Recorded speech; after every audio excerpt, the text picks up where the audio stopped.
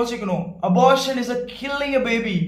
ஒரு வயித்துல ஒரு ஒரு ஒரு கரு அப்பதான் உண்டாயிருக்குது. ஒரு பிள்ளை பேபி அதுக்குள்ள வந்திருக்குது. அந்த பேபி பிறக்கும் போதே அதுக்கு டிஎன்ஏ இருக்குது. அது உருவாகுது இல்லங்க, அப்பவுமே உங்களுக்கு அதுக்கு டிஎன்ஏ இருக்குதுங்க. அந்த டிஎன்ஏனால தான் ஸ்டார்ட் ஆகுது. பட் என்ன நடக்குதுன்னா அதை அப்பவே கொன்னுடுறாங்க.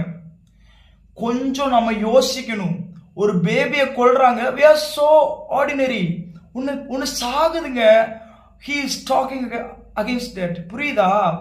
ஒருத்தனுக்கு தன் தேசத்துல ஏதாவது அநியாயம் நடந்தா கொதிக்கணும். மகாத்மா காந்தி தன் ஜீவனையும் கொடுக்க முடியும் அவரால. நேரு தன்னுடைய லைஃப கொடுக்க முடியும் நாட்டு மக்கள் விடுதலையா இருக்கணும்னு. அதே மாதிரிதான் சார்லி கிரிக்கோடைய லைஃபும் தான். நாட்டு மக்கள்ல தேசத்துல ஒரு அநியாயம் நடக்கக்கூடாது, அதற்காக I can even give my life. அப்படிதான் சத்தியத்துக்கு பேசி அந்த மனுஷன் செத்து போனாரு. அவருடைய மரணம் எத்தனை பேர் அசைச்சோ தெரியல, என்ன ரொம்ப அசைச்சது.